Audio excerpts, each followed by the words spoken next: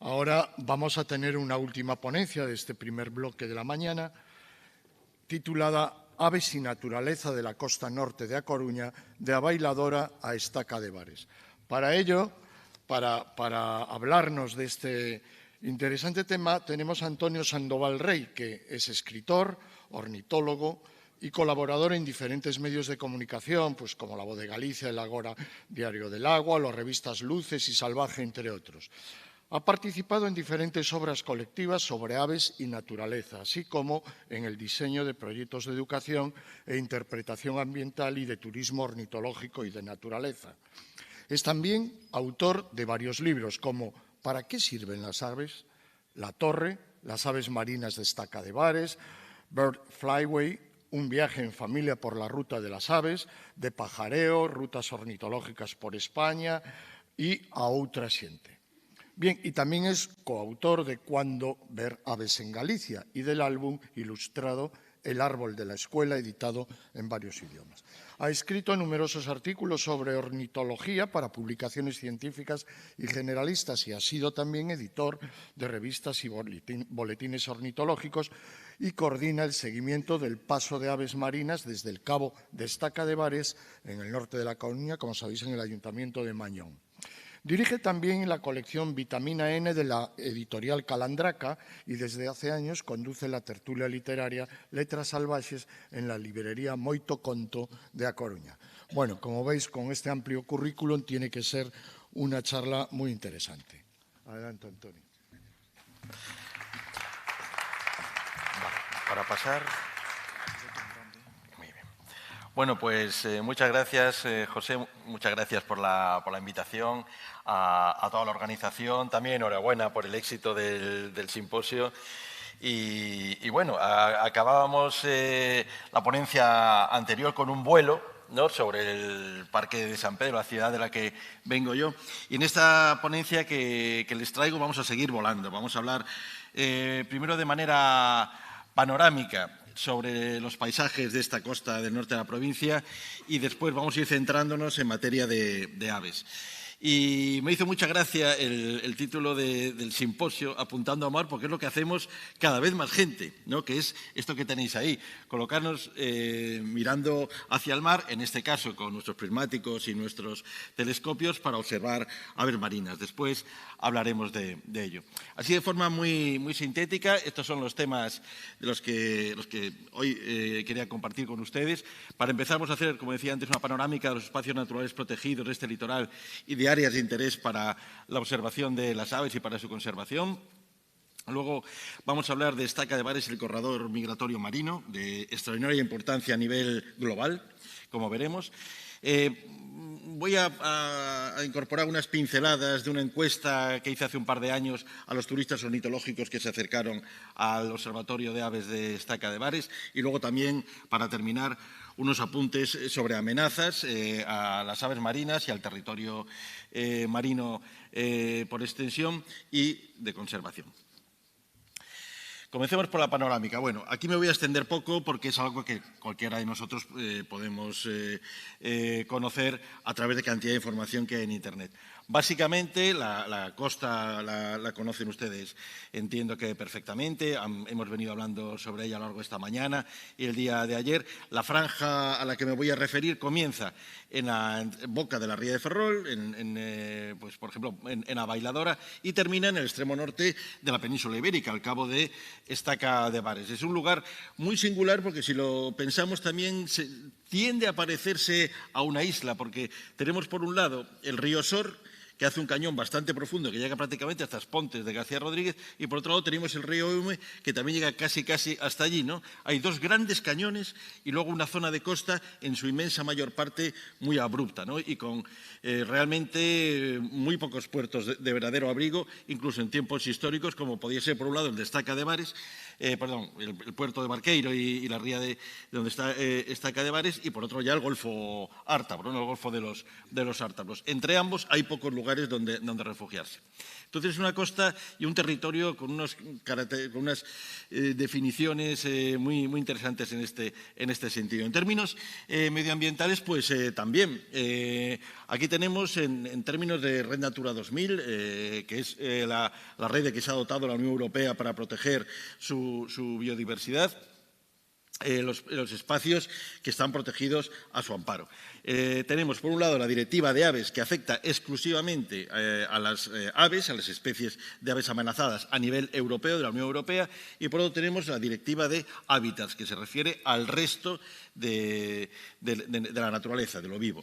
En términos de cepas, es decir, de zonas de especial protección para las aves, Directiva de Aves, pues tenemos muy cerca la costa mariña occidental, eso es todavía Lugo. Luego ya tenemos la ría de Ortigueira, el Ladrido, y a costa de Ferrolterra, Valdoviño. Veis que son zonas litorales, no me voy a referir al interior, zonas litorales estrechas, ¿vale?, que afectan exclusivamente al espacio costero. Y luego ya en términos de zona de especial conservación, Directiva de Hábitats, tenemos pues varias. Tenemos el propio Cabo de Estaca de Bares, otro que se llama Ortigueira Mera, Costa Ártabra y ya muy cerca la costa de Decho, si queremos extendernos hacia ahí.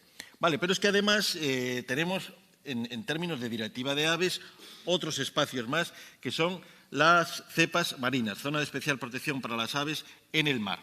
Vale, aquí tenemos en esta zona nuestra una que es espacio marino Punta Candelaria, Ría de Ortigueira, Estaca de Bares, que llega hasta bastante costa de Lugo adentro, y otra es espacio marino costa de Ferrolterra, Valdoviño. En este momento, y aparte de las otras tres, que también son espacios naturales protegidos en base a la Directiva de Hábitats, en este momento el Gobierno de España, que es la entidad pública que tiene responsabilidades sobre protección de espacios en términos de conservación de la naturaleza en el mar, ¿vale?, eso compete al Gobierno de España, tiene en marcha un proceso para extender aún más estas cepas marinas, precisamente en base al corredor migratorio del que hablaremos después.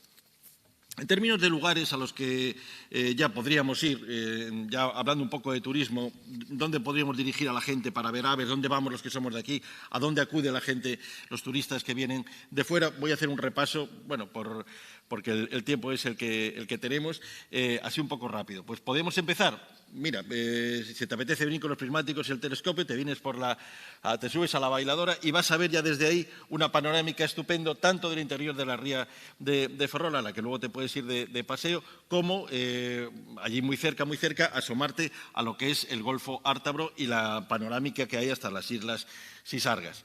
Dentro de la ría de Ferrol, bueno, pues se pueden observar aquí al lado cantidad de especies diferentes. Es verdaderamente entretenido, un poco difícil a veces entrar y salir a los puntos de observación ideales, y ahí, pues, por ejemplo, destaca a nivel gallego la población de la izquierda de Zampullín Cuellinegro, o también la posibilidad de observar aves que vienen de Islandia, incluso de Groenlandia, como es el caso del colimbo grande a la derecha. Un poco más al norte, pues dirigiríamos a estos turistas ornitológicos a la zona de la Lagoa de Doniños y la Arenal de San Xurxo. Allí, aparte de este paisaje tan estupendo, pues podríamos estar observando gran cantidad de aves acuáticas, por ejemplo, pues el ana azulón o el zampullín chico. También tenemos que pensar que este turismo ornitológico puede referirse a un turismo escolar. Cada vez más los colegios, los centros escolares, pues empiezan a interesarse por lugares ricos en naturaleza a los que llevar al alumnado, no solo centros urbanos. Y en este sentido, aquí en general en Galicia tenemos una oportunidad de desarrollarlo, como vienen haciendo ya desde hace unos años en la comunidad de Cantabria. Iríamos a continuación al Cabo Prior y la playa de Ponzos. Allí tendríamos oportunidad de ver cormoranes moñudos, halcones peregrinos con mucha facilidad. Si siguiésemos hacia el norte, Punta Frouxeira y la Guada Frouxeira, pues además del paso de aves también por el mar, del que hablaré luego, de Punta Frouxeira y Cabo Prior, pues tendríamos una vez más cantidades en ocasiones, sobre todo en invierno, en los pasos migratorios, muy importantes de aves acuáticas. La Lagoa de Frouxeira es la gran escuela de aprendizaje de los naturalistas de esta comarca, de Ferrol. Está ahí San Silvar, que por ahí anda, que ha recorrido tantas y tantas veces todos estos espacios naturales y que bueno, coincidirá conmigo en que a Frouxeira es donde más se disfruta y más se aprende, y que es un espacio que las aves, las propias aves, convierten en cambiante día a día, ¿no? Sobre todo, como decía antes, en la época de las migraciones. Aquí tenemos pues, correlimos, chorlitos, a la derecha un archibebe oscuro. Dando un salto hacia el norte nos encontraríamos ya con un espacio radicalmente distinto, ¿no? Los acantilados más altos de la masa continental paleártica, con la única excepción de algunas islas del norte de Europa. La Sierra Acapelada es un lugar pues, en el que podemos encontrar buitres. Desde comienzos de verano ya es muy fácil ver buitres. Antes, hace no demasiados años, para observar buitre leonado, incluso buitre negro o alimoche, teníamos que irnos, pensábamos en los picos de Europa, Extremadura. Ahora es posible verlos aquí con mucha facilidad. Y en invierno aparecen aves que mucha gente tiene muchas ganas de ver, como es el caso de la derecha del escribano nival, que es un pajarito que se llama así porque tiene esa abundancia de colores blancos, que viene muy del norte de Europa, ¿no? De algunas poblaciones de Escocia, Escandinavia y también de Islandia. Como bien sabéis, ahora mismo está en marcha un proceso para lograr la declaración de la zona de Ortegal y, por extensión, de cantidad de ayuntamientos del entorno como geoparque de la UNESCO. Esperemos que llegue a buen puerto, que sea así, como parece que todo indica, y esto suponga un revulsivo en términos de mejor turismo, mejor conservación y mejor desarrollo para toda la comarca. Allí al lado, la ría de Ortigueira el Ladrido, otro lugar extraordinario, uno de los grandes humedales del norte de la península ibérica. Lo que se ve al fondo es la propia Sierra de Acapelada y esto es la ría de Ladrido. Allí una vez más aparecen, bueno, cantidades increíbles de aves y hay además unos cuantos sitios muy bien conocidos, para ir y observarlas. Grandes cantidades de Ana de Silbón, por ejemplo, como tenemos a la izquierda, y cada vez más espátulas que eligen la ría tanto durante los pasos migratorios como durante la invernada, como esa que tenemos ahí a la derecha. Y por terminar con este recorrido así de rápido por la costa en la que nos encontramos, tenemos Estaca de Bares, el corredor marino, migratorio marino del noroeste ibérico. ¿Qué es esto que decimos de corredor migratorio marino? Bueno, todos los años las aves hacen grandes viajes, ¿no? De forma en el hemisferio norte y de forma muy básica cuando es ahora. Dentro de nada, la primavera, ya están empezando muchas de ellas, a pesar de que estamos en febrero, van de sur a norte, a las zonas de cría que tienen en latitudes más norteñas. Cuando llega el otoño, van de norte a sur. En el caso de las aves marinas, hacen unos viajes realmente increíbles que para muchas de ellas abarcan todo el océano Atlántico. Vale, aquí tenemos, por ejemplo, aves que ahora mismo están acabando de criar en la Antártida, en las Malvinas, en el sur de Chile, en un archipiélago que hay en mitad del océano Atlántico Sur, que es Tristán da Cunha, están terminando de criar. Cuando acaben de criar van a subir por la costa de América, frente a Sudamérica y frente a Terranova. Algunas van a llegar hasta el sur de Groenlandia, se van a quedar ahí durante el verano mudando las plumas y luego cuando hacen el viaje de vuelta hacia el sur se van a encontrar con otras muchas decenas de especies que vienen de haber criado en nuestra primavera y están bajando. Todas estas aves, cuando bajan hacia el sur, se encuentran con que los vientos dominantes, como bien sabéis, en el Océano Atlántico Norte son de oeste hacia este. Son las borrascas que nos traen aquí, los trenes de borrasca, los chubascos que vienen de muy mar adentro. Y todo esto les empuja hacia la costa de Europa. Cuando van siendo empujados, acaban embolsándose masas enormes de aves frente a las costas de Irlanda y, sobre todo, en el Golfo de Vizcaya. A veces, en estos lugares, se encuentran gran cantidad de comida y por ello se detienen a alimentarse aquí durante un tiempo que varía en función de los años, en función de las especies. Una de las zonas más ricas, como también es bien sabido, es la costa de Galicia, con una gran producción en el mar. Y esto provoca que aquí se cree un auténtico embudo de migración. Y un embudo de migración, además, que es muy próximo a la costa porque lo que es el noroeste de la península ibérica y en concreto este lugar en el que estamos, la costa de Ferrolterra y más en concreto en la zona de Ortegal y Estaca de Bares, al meterse tan mar adentro como la proa de un barco, obliga a estas aves cuando van hacia el sur y se han embolsado en el Golfo de Vizcaya, las obliga, digo, a doblar esa esquina. Y es lo que permite observarlas fácilmente desde tierra, algo que se puede hacer en muy pocos otros lugares de Europa. Este es el motivo de que en el año 2014 se declararan entre las cepas marinas que declaró el Gobierno de España, la de Estaca de Bares y que os mostraba antes, ¿no? que va desde Punta Candieira hasta bien entrada a la costa de Lugo y que afecta por la importancia europea o global de sus poblaciones al pasar por aquí a toda esta ristra de especies que tenéis ahí abajo. Vale, estamos hablando de porcentajes de importancia internacional para todas estas especies.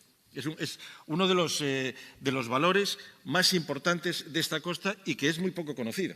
En muchos casos, incluso es más conocido fuera que aquí. Es algo que, además de importante y de apelarnos en términos de que nos exige mucha responsabilidad con respecto a su protección y conservación, es algo que es extraordinariamente espectacular. Los días de migración de masas de aves marinas frente a nuestra costa son realmente increíblemente bonitos. Pasan solo en horas de luz, esto es una estima a partir de más de 25 años de censos allí en Estaca de Bares, una media de aves al año de cerca de 1,5 millones. Vale, esto es solo en horas de luz, por la noche también siguen pasando aves marinas y corresponden a decenas de especies. Ahí abajo apunto algunos días muy tremendos que hemos tenido. El año pasado tuvimos en un solo día un paso de más de 70.000 alcatraces. Los alcatraces son aves de casi 2 metros de envergadura, blancas, con las puntas de las alas negras. Otro día tuvimos 60.000 pardelas pichonetas que vienen de las colonias de cría, fundamentalmente en las Islas Británicas, donde hay mucho esfuerzo de conservación allí. 2.500 pájaros pomarinos que vienen de Siberia, pero de muy al este de Siberia, y que, como veremos ahora, es uno de los focos de atracción, los págalos y algunas otras especies, para los turistas que vienen fundamentalmente del resto de Europa. Hace nada, a comienzos de este año, hubo un día de 5.700 frailecillos. Los frailecillos son estas aves que parecen pingüinos pequeños con los picos de colores, que salen muchas veces en los documentales de la 2. Otro día de 15.000 pardelas capirotadas, que son de estas aves que crían en el archipiélago de Tristán da Cunha, en mitad del Atlántico Sur, y que hacen este viaje que dan la vuelta al Atlántico. Ahí en la foto tenemos un grupo de negrones comunes a la izquierda, patos marinos que vienen de Siberia también, y también de Siberia a la derecha págalos pomarinos. Y cada vez, como decía ahora, más personas quieren disfrutar de este tipo de actividad. Es un tipo de actividad que, bueno, como decía antes, no hay muchos lugares en Europa donde disfrutarla. Aquí tenemos pues, los principales y el que es más destacado es el nuestro, el que tenemos ahí en Estaca de Bares. Entonces, hace 2 años, curioso por saber quién era la gente que venía al observatorio de Estaca de Bares, qué les motivaba y también el dinero que dejaban a nivel local, pues se me ocurrió hacer una encuesta por mi cuenta y riesgo, pasándole un papelito a la gente que se me ponía al lado. No fue nada oficial, ya digo, y me limité a cuando surgía una conversación, oye, pues si no te importa tener un momentito de cubrirme esto para saber algo más, ¿no?, sobre quiénes son las personas que se acercan hasta allí. Ya digo, fue en el año 2021. La encuesta se extendió desde el 20 de agosto al 20 de octubre y recabé datos de 155 personas. Y anoté además el número de personas que había cada día. Aquí tenéis algunos datos. El número de personas por decena de mes, por ejemplo. Veis que es a finales de agosto cuando se incrementa muchísimo, coincidiendo con el turismo familiar y con una época excelente para el paso de aves marinas por allí. Pero también a lo largo de septiembre hay un número curioso, ¿no? Para un total acumulado de 668 personas. El tamaño de los grupos, pues había bastante gente que venía sola, ya veis, es 1, 2, 3, 4, 5, bastante gente que venía sola, pero la inmensa mayor parte de las personas venían en pareja. El país de origen, España, fundamentalmente. La comunidad autónoma de origen pues destacaba mucho, como era de esperar, Madrid y Cataluña, aunque también venía, curiosamente, bastante gente de Valencia e incluso del País Vasco. El tiempo de estancia, esto es también interesante, es que bueno, rondaba entre los 2 y 4 días y había gente que se quedaba hasta 7 días, que en un porcentaje no bajo, y bueno, gente que llegaba a estar bastantes días. Esto lo hacen mucho los extranjeros. Cuando vienen ingleses, finlandeses, franceses, procuran estar en el mes de septiembre pues 2 y hasta 3 semanas en el observatorio, porque de esta manera se aseguran que los condicionantes meteorológicos que determinan que vaya a haber mayor o menor paso de aves, pues vayan jugando a su favor. Si solo apuestas por 1, 2 o 3 días, puedes tener suerte o no. Si apuestas por 3 semanas, pues puedes tener varios días de fortuna, ¿no? El número total de pernoctaciones en base a personas encuestadas fue de 540. No está nada mal porque pensaba que, por ejemplo, en el pueblo más inmediato, en el pueblo de Puerto de Vares, sin contar con las viviendas de alquiler turístico, el hostal que hay tiene 20 habitaciones. Y luego allí cerca está Ovicedo, está Barqueiro, pero tampoco es que haya muchísimo lugar donde dormir, ¿no? Con lo cual es un número de pernoctaciones pues, muy interesante. El motivo de viajes de estas personas a las que yo les iba preguntando era fundamentalmente aves, entonces ellas contestaban en función de su interés, aves, naturaleza, paisaje, gastronomía y luego cultura, clima y playa en menor medida. Y el grado de satisfacción era así de alto, también es muy interesante. En términos de aves casi llegaba al 10, todo el mundo salía muy contento de lo que había podido ver. Naturaleza y paisaje 9, gastronomía un 9, alojamiento un 7,5 y clima un 8. ¿Vale? La gente sale muy, muy contenta de allí. En cuanto al gasto diario por persona, algunas personas no quisieron responder, veis que rondaba entre los 50 y los 100 al día, fundamentalmente, ¿no? Había quien se gastaba muy poquito, 25 al día, gente que venía en caravana o similar, y quien se llegaba a gastar pues 250 al día. Primera visita, pues también me sorprendió descubrir que hay un grado de fidelidad al espacio, al destino, muy interesante, porque de los encuestados ya habían estado el 58% y de los extranjeros habían estado el 40%. Y esto es algo muy interesante porque toda la gente que viene allí se lo pasa muy bien y regresa. Y esto es curioso porque acaban pues conociendo muy bien la zona, acaban viniendo con otros amigos que a su vez vienen con otros amigos con el tiempo o incluso con la familia y hacer estas estancias largas que son muy interesantes para la zona, sobre todo cuando hablamos de meses como septiembre o octubre por el tema de desestacionalización. ¿Cómo supieron de Estaca de Vares? Bueno, destaca fundamentalmente el comentario de otros ornitólogos, de boca a oreja, ¿vale? Oye, tienes que ir, que es fantástico. Luego también Internet y redes sociales, tiene un papel cada vez más potente a la hora de difundir este tipo de información. Y luego, pues, libros, amigos, otros, etcétera. Uy, esto se me saltó. Bueno, ¿de quién estamos hablando en este marco? ¿Quiénes son estos ornitólogos, estos turistas ornitológicos? Bueno, pues es una población muy interesante, ¿vale? En términos de turismo y de llamar la atención sobre el destino, porque aquí os traigo algunas cifras. La Royal Society for the Protection of Birds tiene 1.100.000 socios y saca un boletín que llega a todos esos hogares. El Vogelbescherming, que es el equivalente en Holanda, 150.000 socios. La LPO francesa, 60.000. SEO BirdLife, la española, 20.000. BirdLife Finlandia, 22.000. En cada una de estas revistas, en cada una de las revistas de todas estas personas, hemos logrado colocar el destino.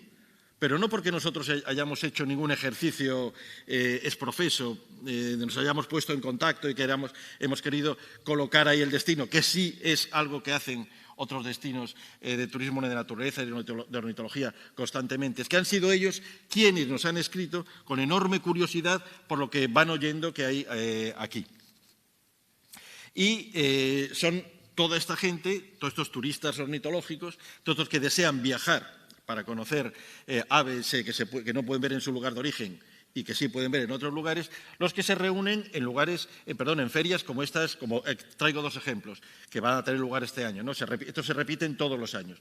A la izquierda, la Global Bird Fair, que tendrá lugar en julio de este año en Reino Unido, que, bueno, según los años, ronda 15-20.000 personas que pasan por allí a conocer productos de turismo ornitológico, fundamentalmente a nivel internacional. Alguna vez ha estado la Xunta de Galicia, pero van muchas comunidades autónomas de España con su propio stand y hacen muchas reuniones comerciales y empresas que se dedican a esto en otros lugares del territorio. Y el de la derecha es el póster de lo que será a finales de este mes en la Feria Internacional de Turismo Ornitológico de Extremadura, en el Parque Nacional de Monfragüe, que allí pues, nos reunimos también, hablan de en torno a algunos años a 13.000 personas, y hay también pues, una carpa enorme con los stands de cantidad de comarcas, de destinos, etcétera, etcétera, y de empresas, y hay actividades muy interesantes durante todo el fin de semana. Aquí pues se han hecho también labores de promoción. Ahí a la izquierda, arriba, tenéis un folleto que hace unos años elaboró Ferrolterra Turismo, sobre Birding Ferrolterra en varios idiomas para llamar la atención sobre el interés de toda esta zona para la observación de aves. La Xunta de Galicia tiene en su página web de Turismo de Galicia un espacio específicamente dedicado al turismo de observación de aves. Y quienes vamos a Estaca de Bares a pajarear, no nos quedó otro, y a contar aves y a trabajar, no nos quedó otro remedio que elaborar también una página web, porque nos estaban constantemente pidiendo información. ¿Qué tal está? ¿Merece la pena ir el fin de semana? ¿Cómo lo veis? Pero, ¿cuándo voy? ¿Cuándo llego? Bueno, hacemos una página web de forma que cada vez que alguien nos pregunte ya dirigimos directamente a esa web. También, bueno, pues cada vez empieza a haber más libros. Estos son algunos que no los traigo porque los haya escrito yo, sino porque son los que en este momento hay, ¿no?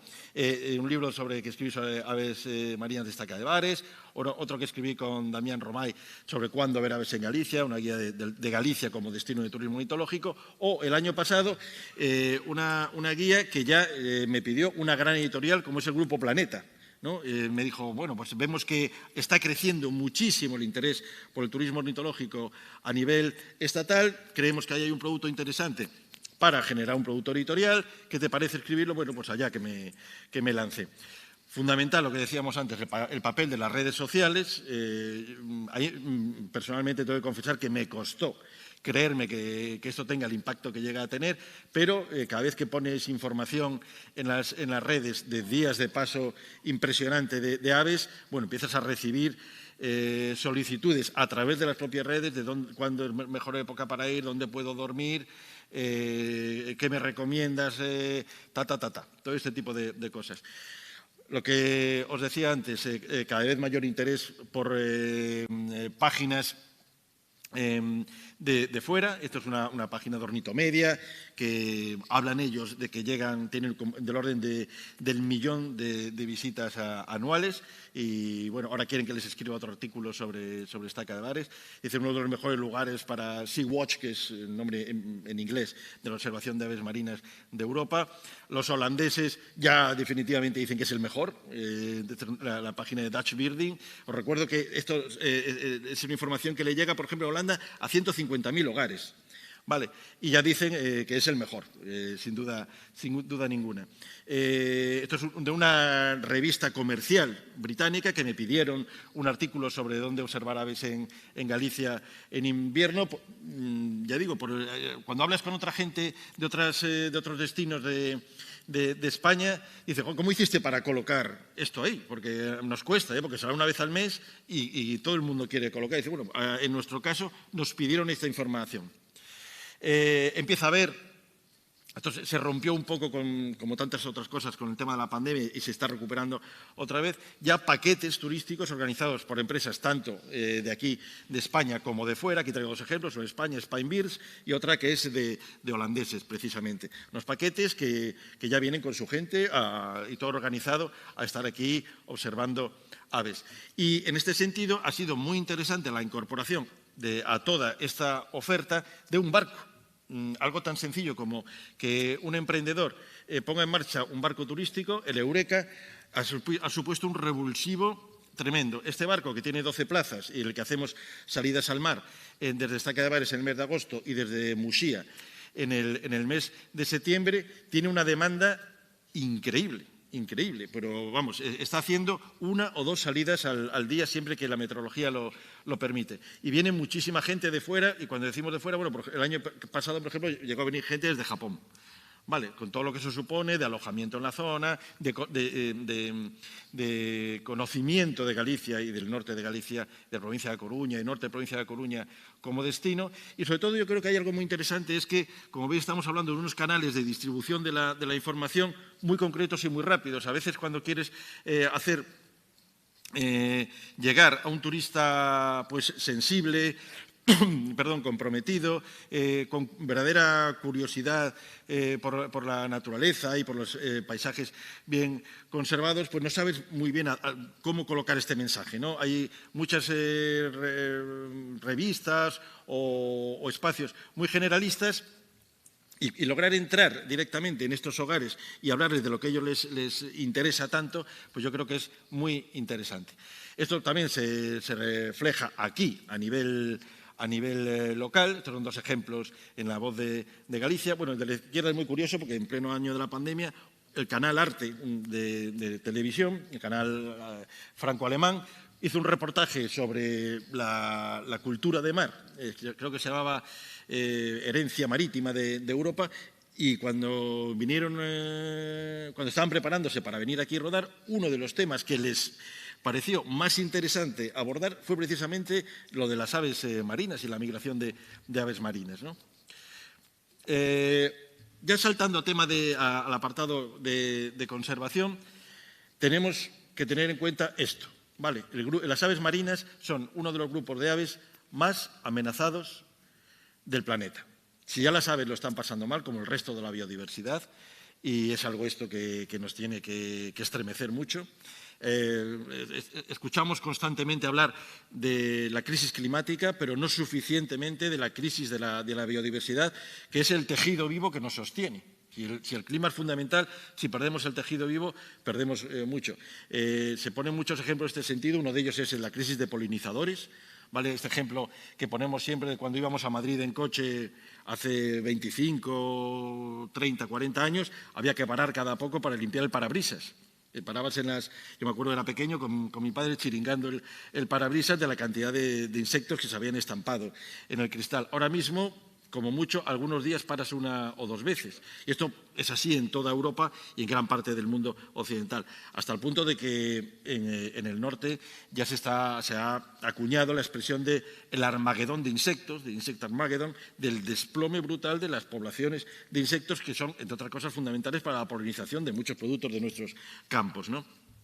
Hay una enorme preocupación en este sentido, como en tantísimos otros, y también en términos de aves marinas. Esto es un artículo de hace pocos años, del año 2015, en el cual, como veis, se había perdido en aquel momento, con respecto a unas décadas atrás, el 70% de las aves marinas a nivel planetario. Vale, son un grupo que está en serio riesgo. Las causas de este declive, de esta hecatombe, podemos llamar, son todas estas que tenemos en el dibujo de la izquierda. Pues captura accidental en artes de pesca, mareas negras, cambio climático, molestias por el turismo mal desarrollado donde crían o donde invernan. Y de un tiempo a esta parte, antes salió en una de las ponencias, los aerogeneradores, porque hay una nueva mirada apuntando al mar, que es la eólica marina. Ahora, mientras estamos aquí nosotros hablando de todo esto, en este mismo momento hay unas jornadas en A Coruña del sector industrial que están hablando de las oportunidades para colocar grandes infraestructuras de eólica marina justo frente a nuestra costa. Y esto tiene evidentemente un impacto. Y no es que ya lo digamos los ornitólogos o que lo digan los biólogos marinos, etcétera, etcétera. Es que lo dice la propia empresa. Iberdrola matiza que los eólicos frente a Ortegal tendrán impacto importante en las aves y que los pescadores pueden explorar otras zonas. Ya imagináis cómo ha acogido todo esto el sector pesquero, ¿no? Que la pesca, más allá que un sector, más allá que una industria, es una identidad. Nosotros somos una comunidad autónoma, un país, una región, como queramos llamar, una gente profundísimamente marítima, pesquera. La flota de artesanal, la flota de bajura que trabaja frente a todas las costas del norte de la provincia de A Coruña, por limitarnos ahora, ya que estamos aquí, a este ejemplo, es clave en nuestra definición como cultura. Bueno, pues ahora mismo está teniendo lugar un proceso, que lo cuento rápidamente, no sé si tenemos tiempo, que es 5 minutos, vale. Perfecto, da tiempo.